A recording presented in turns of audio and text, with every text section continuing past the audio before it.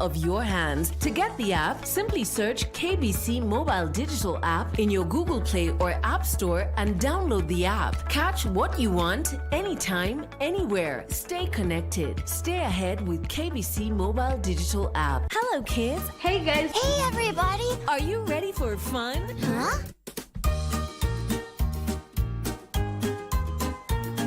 We have an amazing package just for you. Akili. Ubongo. Ubongo kids. Ubongo kids. Big minds. Southeast confusion. I am who I am. Travelers. I can travel to wherever I want. Robocars. And engine. No more pollution, you know what I mean? Oh, those little geniuses. The Children's Corner. Saturday mornings this holiday season only on KBC. That's right!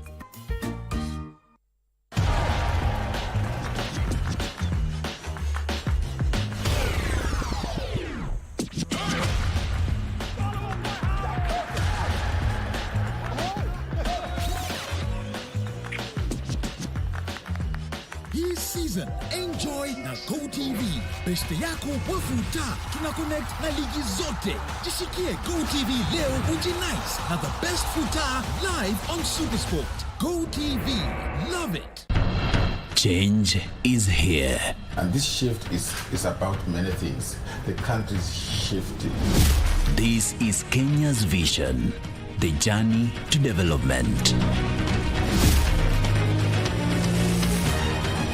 KBC is going to be the home to realize, to discuss, to share ideas about this shift and to know where our country is going. We dissect the rumors. We clarify the perceptions. A clear picture of the status quo. Change is indeed here. Everything is shifting.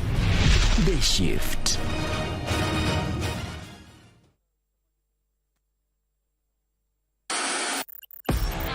On KBC Channel 1, we are a TV station like no other.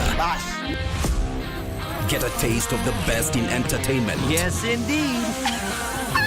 Feel the passion. Will you promise me? I swear that you will never lose me. I can't get married to you. I'm sure you knew about it. That's why you're making fun of me. Experience the drama. Get out. Who is the man in this one? And the laughter. Hii wigi umevaa kichwani. Sio wakati tulikuwa tunapishwa tunapewa mheshimiwa.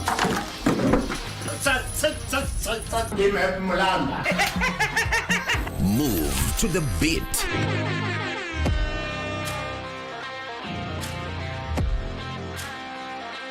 We are live from Broadcasting House. And get informed on the latest happenings. KBC Channel 1. Wow. Yeah! We are the full package. Oh yes. And Kenya's watching. Thank you very much for joining us.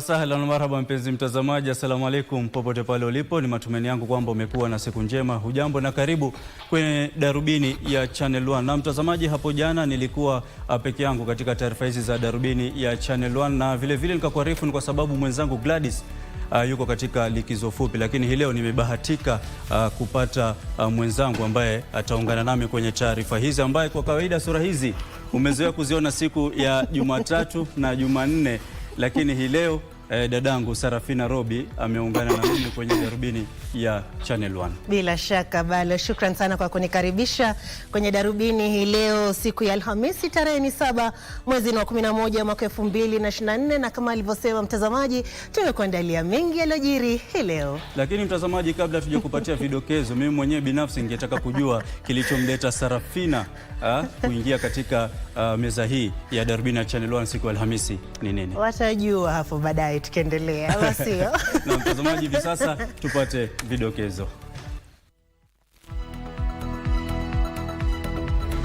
Ours is to arrest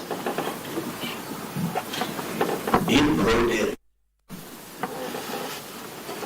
Police don't kidnap anyone. Inspekta Jenerali wa polisi Douglas Kanja watetea maafisa wa polisi kufuatia madai ya kuhusika katika utekaji nyara. Our peace and security infrastructure requires a rethink. Rais William Ruto akariri umuhimu wa amani katika juhudi za kustawisha bara Afrika. Wakati wa mtihani wa KCSE ukiingia siku ya 4, tunaangazia masaibu ya mwanafunzi anayehitaji kutembea na kipumulio kwenye kituo cha mtihani kila siku.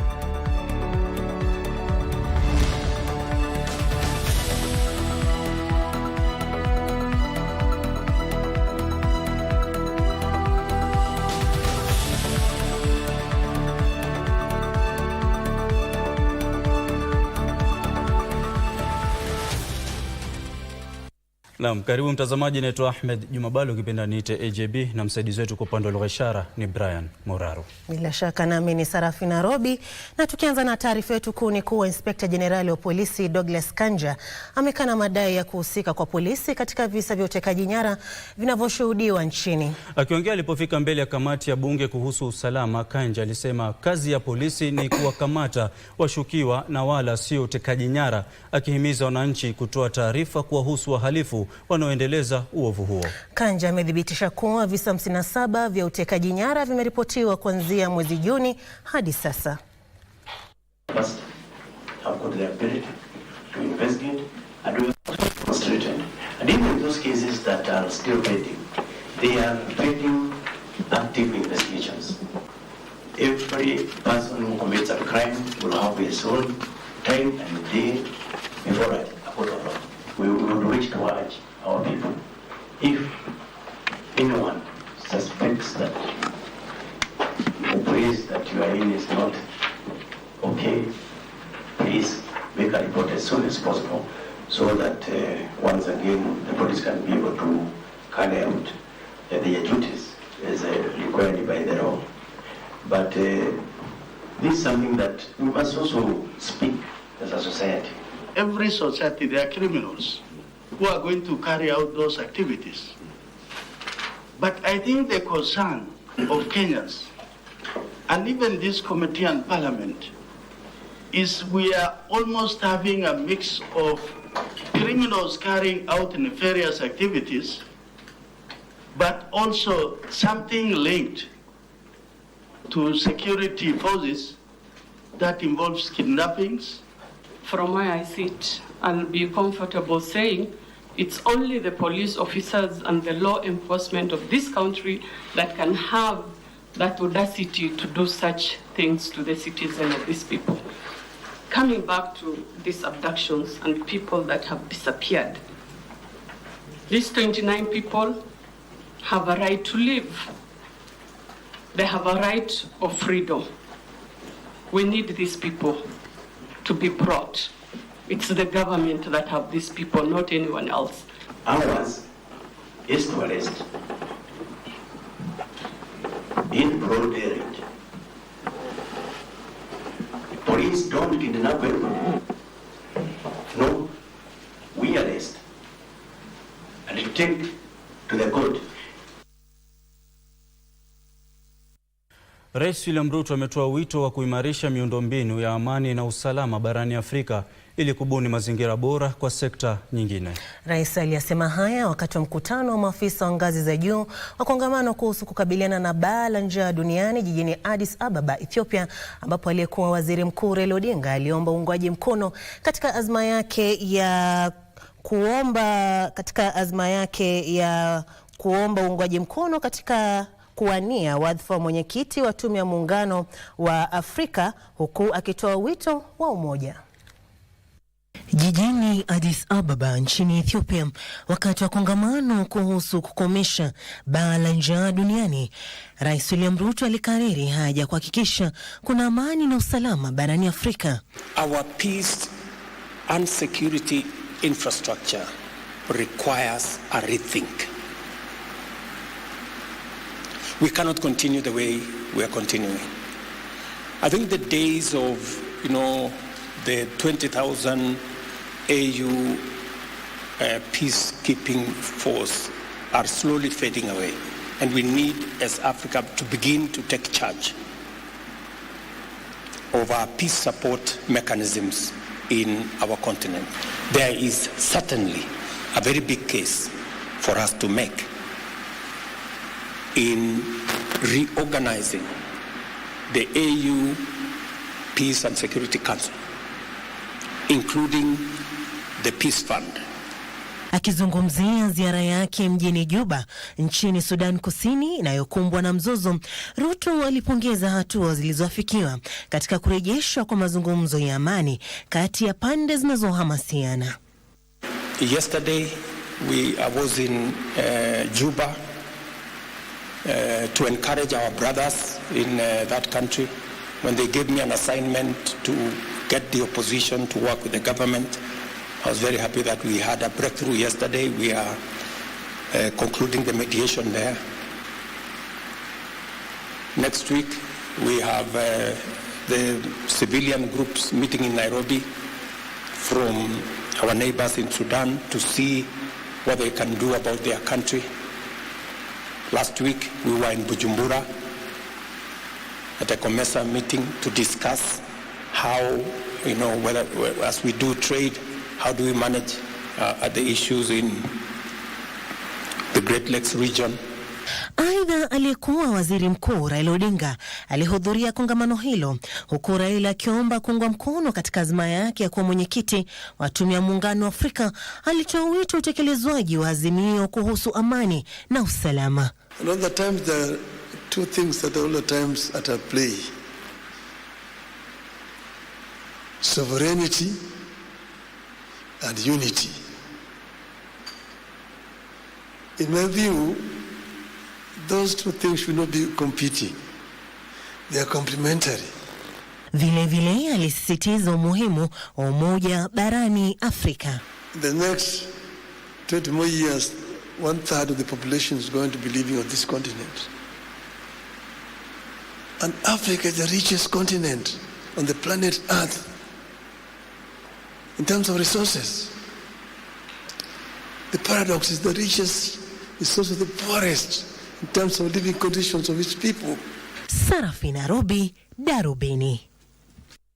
Na mtazamaji, taarifa iliyokuandalia hapo awali na tukamilishia awamu ya kwanza ya Darubini. Bila shaka mtazamaji, tuna taarifa zingine, lakini kwa hivi sasa tupate pumziko fupi na matangazo ya kibiashara kutoka upande wa pili wa studio. Usiende mbali.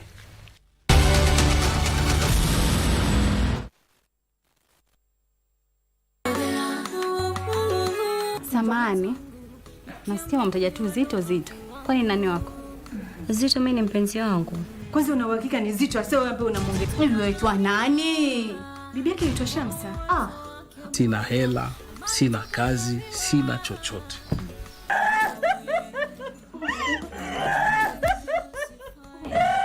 Kwa nini mtuma Zito aje niwe mimi? Ukumbuke uko nyumbani kwangu, sawa? Na sikujui hunijui. Naomba ujiheshimu.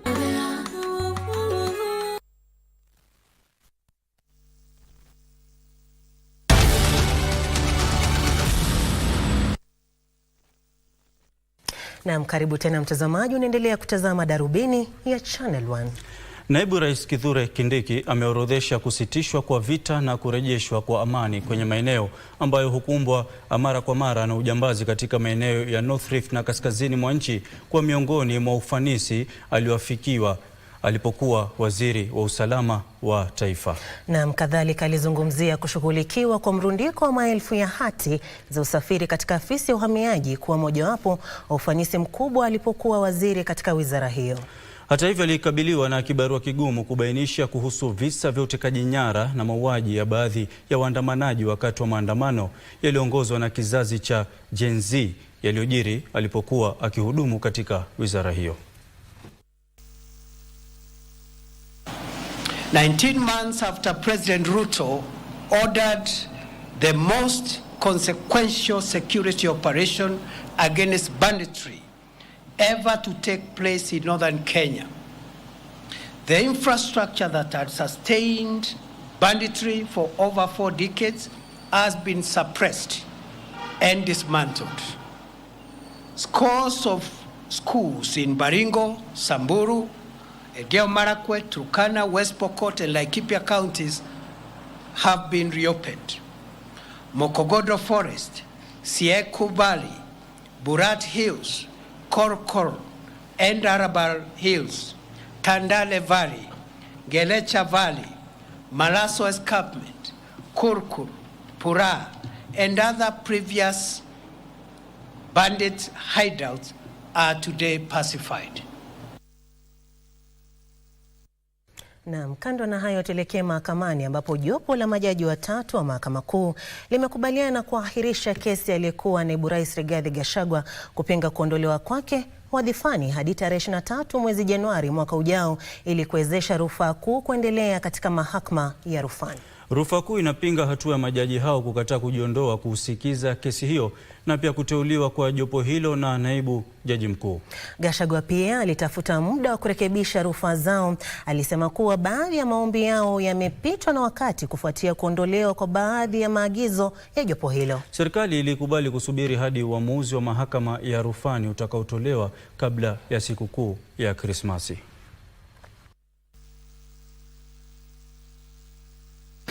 But the main appeal, the Court of Appeal has guaranteed will be heard before the end of this term. That appeal is jurisdictional because it challenges the process by which this bench came into life. It would be imprudent for us to proceed when there is a challenge that is pending before the Court of Appeal, because the Court of Appeal may agree with us that we made out a case deserving your recusal. The swearing ceremony took place when actually there were certain things should have been attended to make sure that you have got a fair play to everybody. And it's unfortunate that the Chief Justice presided over this ceremony. We are persuaded that it cannot be in the public interest to continue with the petition, as the remedies that are left, in our view, are personal to the person of the Deputy President.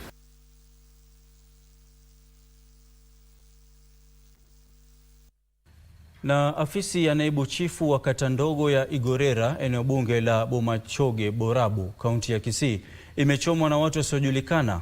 Wakazi wanaamini kuwa shambulizi hilo huenda lilitekelezwa na vijana na watengenezaji wa pombe haramu ambao wanapinga msako unaotekelezwa na chifu huyo. Taarifa kamili ni kwenye mseto wetu wa taarifa za kaunti. Kwa mujibu wa wakazi hao, kumekuwa na vitisho vya kuharibu mali, ikiwa ni pamoja na mazao ya wakazi wanaodhaniwa kuunga mkono kampeni ya naibu chifu huyo kupinga uovu katika jamii. Komanda wa polisi katika kaunti ndogo ya Bomachoge Borabu ametoa wito kwa wakazi kutoa taarifa zitakazofanikisha kukamatwa kwa wahusika. Tunahofia maisha ya assistant chief wetu ambao amechaguliwa juzi, tena wanataka kumfanyia uchochezi. Lazima hawa watu wachukuliwe hatua kali, na kama serikali iweze kutusaidia, sisi wenyewe kama wananchi tutaweza kuchukua hatua. Kwingineko, Kampuni ya uchukuzi ya Bolt imezindua kampeni ya usalama ya shilingi bilioni 14 inayolenga kuboresha vipengee vya usalama kwenye mtandao wake. Meneja wa usalama wa kampuni hiyo Hazil Omune amesema kampeni hiyo inadhamiria kukuza ufahamu ili kuhakikisha uzingatiaji wa usalama. We want to really focus on educating our users, both our driver partners and our riders, on what features do we have available and how can these features help them when something happens. You also notice that we focused a lot on just demonstrating to our users what is available and what helps them before a trip, after a trip. We're making it a continuous priority, as it's always been, to ensure that any single thing that could happen in these 3 stages we are aware of. Hatimaye, wakazi wa eneo la Mpeketoni katika kaunti ya Lamu wamezidi kuwa na wasiwasi kuhusu tishio la njaa na uhaba wa maji, huku kuchelewa kwa mvua kunyesha kukiathiri eneo hilo.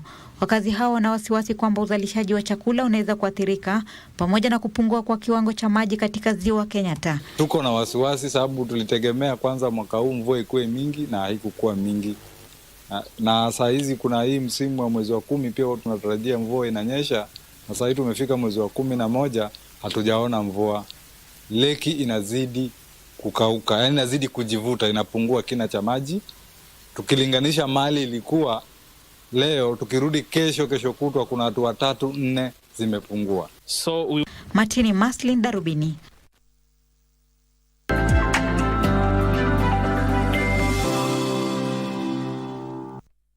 Na mtazamaji, na sasa karibu kwenye safu ya biashara. Kwa mara ya kwanza kampuni ya Safaricom imenakili kupungua kwa faida katika kipindi cha miaka 4, hali iliyochangiwa na ongezeko la viwango vya mfumuko wa bei nchini Ethiopia na kushuka kwa thamani ya sarafu ya taifa hiyo ijulikanayo kama birr.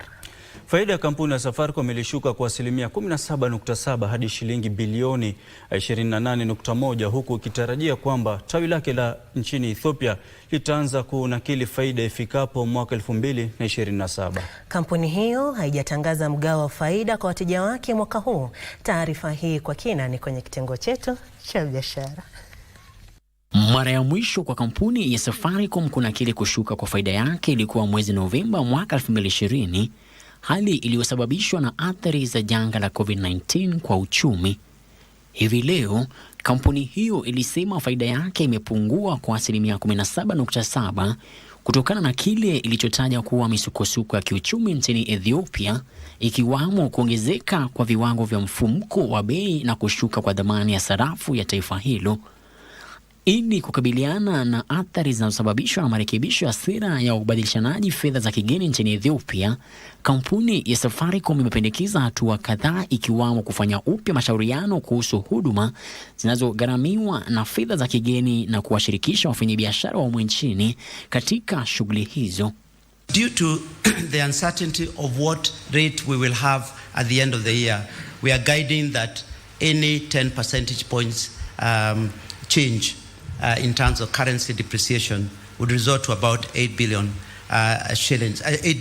shillings equivalent in terms of balance sheet impact and therefore the P&L impact.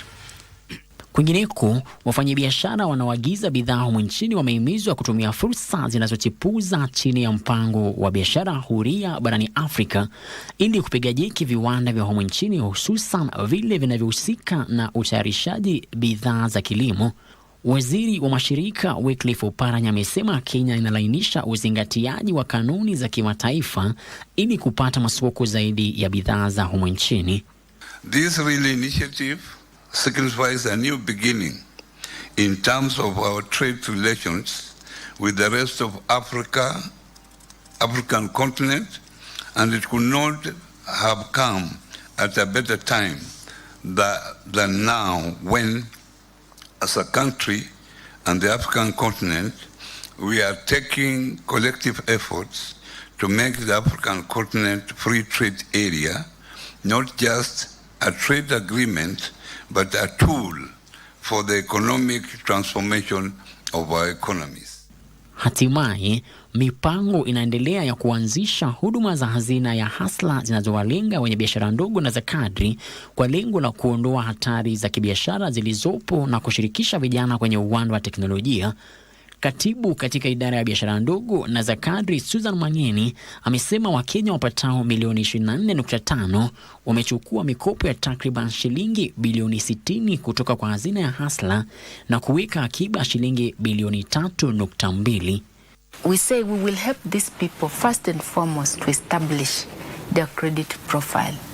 So by giving them access to this credit, and the more they borrow and repay and interact with the product, what happens, they will leave the data footprints, which will go into building their file and making their file become more enlarged. And this is what the mainstream financing institution always wants to see. Darubini.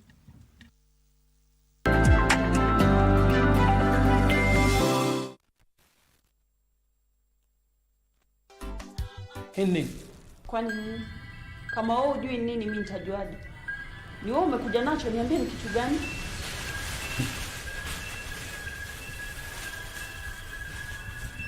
Nini? Nikipoteza chochote chumbani mwangu, nisiulize wale ambao naishi na wao. Oh, kati ya wale unaishi nao, uko na siri ndio wa kwanza. Hivyo viatu na nguo tunavaa na wewe. Sikiza nikupe ushauri mdogo. Baada ya kuvuta bangi, hakikisha umekunywa maziwa. Sawa? Change is here. And this shift is about many things. The country's shifting. This is Kenya's vision, the journey to development. KBC is going to be the home to realize, to discuss, to share ideas about this shift and to know where our country is going. We dissect the rumors. We clarify the perceptions. A clear picture of the status quo. Change is indeed here. Everything is shifting. The shift.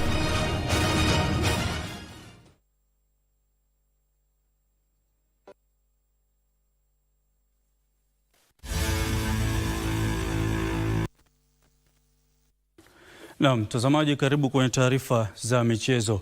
Rais William Ruto leo amezuru na kukagua kazi inayoendelea ya ujenzi wa uwanja wa Talanta. Akiongea baada ya kukagua ujenzi huo, rais alisema anaridhika na kazi inayotekelezwa, akisema ana imani kuwa uwanja huo utakamilika kwa wakati, huku Kenya ikijiandaa kuandaa kwa pamoja michuano ya kuwania kombe la bara Afrika mwaka 2027 pamoja na nchi za Uganda na Tanzania.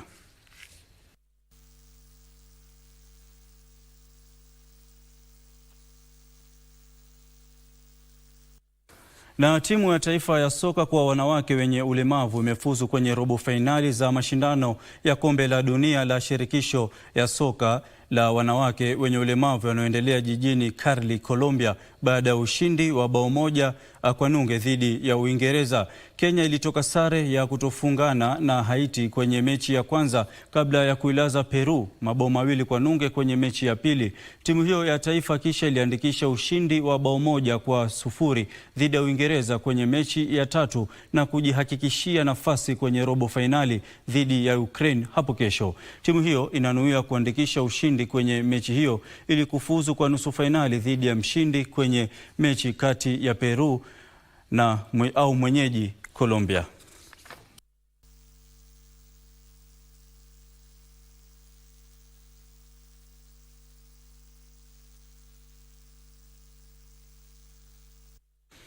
Timu ya taifa ya raga ya wachezaji 7 kila upande Shujaa imeratibiwa katika raundi A pamoja na Ufaransa, Afrika Kusini na Australia katika mashindano ya raga ya Dubai Sevens yatakayoung'oa nanga mwishoni mwa mwezi huu mjini Dubai. Shujaa inanuia kurejea kwenye msururu wa ushindi kwenye mashindano hayo baada ya kupandishwa daraja mwaka huu.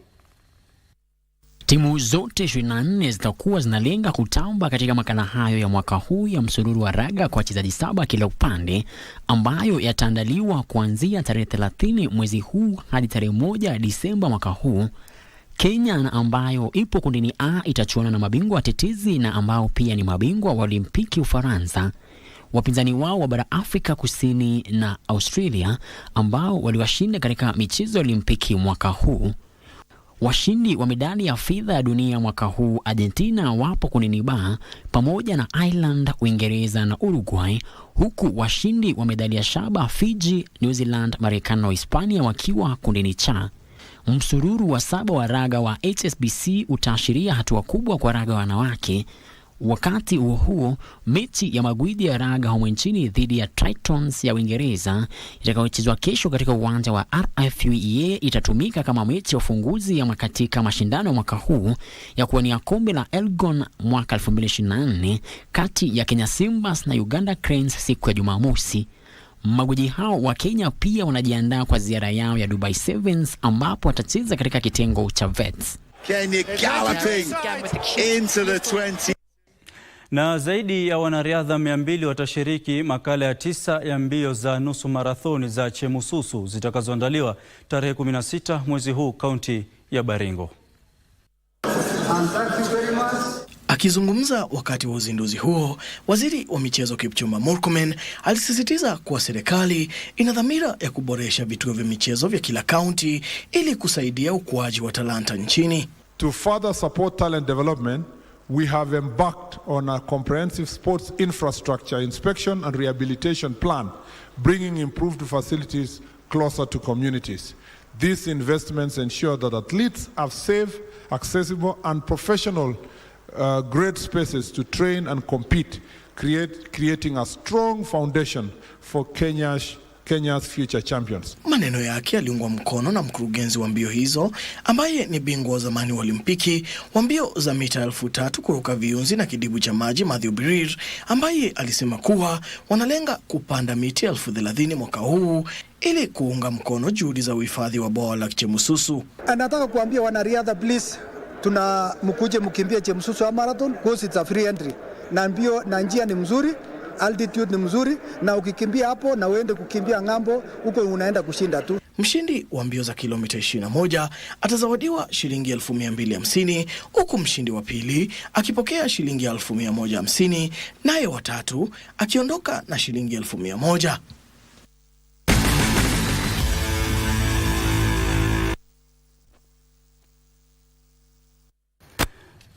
Na mtazamaji, ni wakati wa kufunganya virago na kutoka ndani ya studio, lakini kabla kufanya hivyo hapo awali mwenzangu alikuwa ametuahidi kutueleza sababu iliyomleta katika Darubini ya Channel 1 siku hii ya Alhamisi.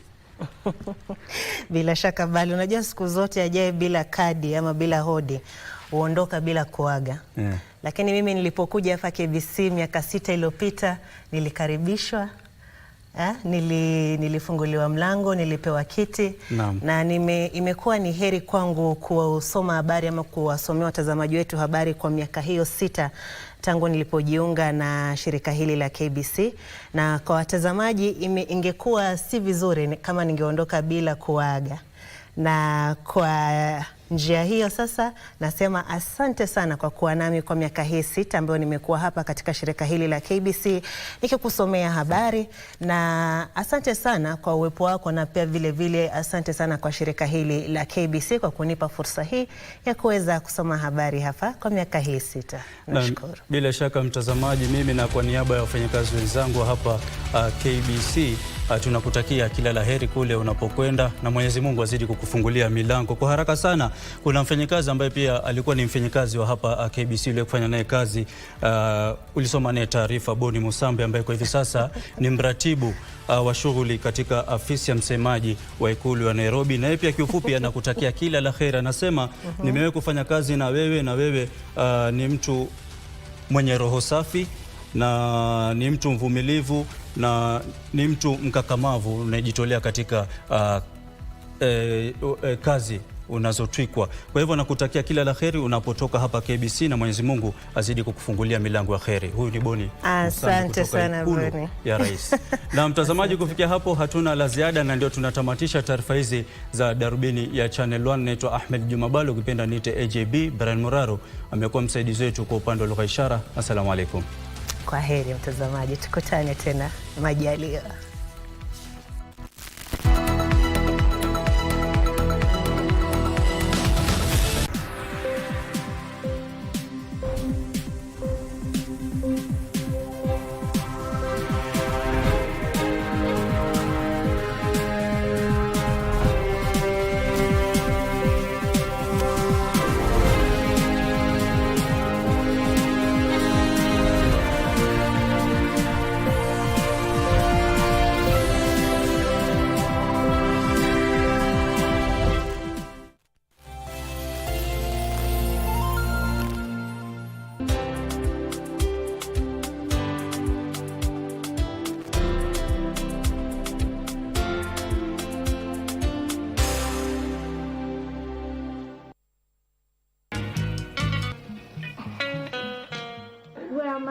I'm going to report this